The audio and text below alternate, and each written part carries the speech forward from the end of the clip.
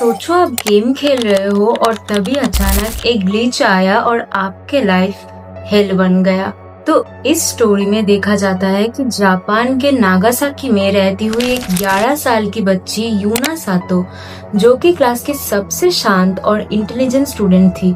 अब उसने एक दिन घर बैठ के गेम खेलते वक्त एक फ्रेंड से रेड रूम नाम की एक ट्रेंडिंग हॉरर ग्लिच के बारे में सुना।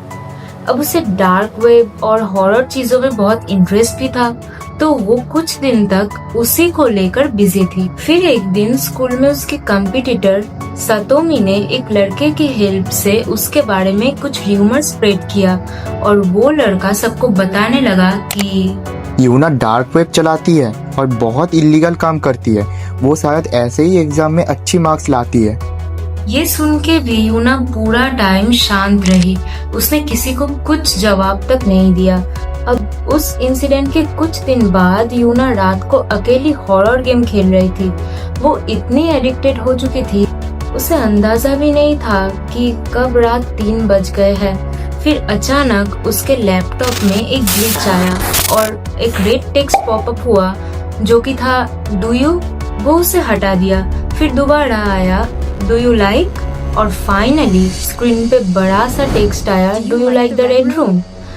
ये देखते ही उसे याद आया कि उसने इसी कर्ज के बारे में सुना था। फिर अचानक पूरा लैपटॉप स्क्रीन रेड हो गया और चाहे वो जितना भी बंद करने की कोशिश करे, कुछ भी काम नहीं कर रहा था। स्क्रीन लगातार ग्लिच होने लगी और तभी अचानक उसके घर की सारी लाइट बंद हो गई। अब अगले दिन उसके पेरेंट्स ने नोटिस किया कि यूना सुबह से बहुत अजीब बिहेव कर रही है। वो चुपचाप एक जगह बैठी हुई है और बस दीवार को घूर रही है। फिर उसके पापा उसके पास आए और बताए, क्या हुआ यूना, तुम्हारा आज स्कूल जाने का मन नहीं है तो मत जाओ, आज छुट्टी कर लो।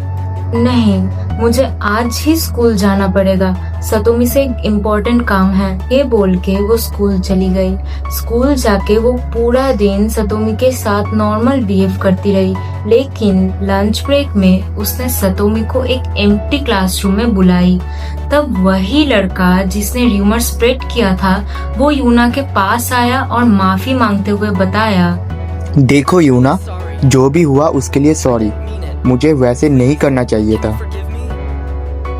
ये बोल के वो चला गया। कुछ देर बाद सतोमी उस एम्प्टी रूम में गई और सोचने लगी कि यूना ने उसे यहाँ अकेला क्यों बुलाई। तभी अचानक उसके पीछे से क्लासरूम का दरवाजा जोर बंद हो गया और तब डर के जब सतोमी पीछे मुड़ी तो उसने देखी यूना चुपचाप उसे घूर रही है। सतोमी उसके पास आई और हक करते हुए बोली, क्या हुआ यूना, सब कुछ ठीक तो है ना। लेकिन तभी अचानक यूना ने उसकी कॉलर पकड़ा और उसे टेबल पे फेंक दिया और एक चाकू निकाल के सीधा उसकी गर्दन पे हमला कर दिया। सतोमी जोर जोर से चिल्लाती रही, लेकिन यूना बिल्कुल इमोशनलेस थी। फिर उसने चाकू फेंक दिया और बेल्ट उठा के उसे इतना मार कि उसके चीखें पूरे क्लासरूम में गूंजने लगी। फिर 20 मिनट बाद सतोमी के एक फ्रेंड उसे ढूंढते हुए क्लासरूम तक आया और दरवाजा खोलते ही उसने देखा यूना नीचे बैठ सतोमी के खून से भरी डेड बॉडी घूर रही है। ये देखते ही वो दौड़ते हुए सबको बताने चला गया। फिर पुलिस आई और यूना से पूछा, तुमने उसे क्यों मारा, क्या हुआ था उस रूम में। लेकिन यूना ने एक भी सवाल का जवाब नहीं दिया।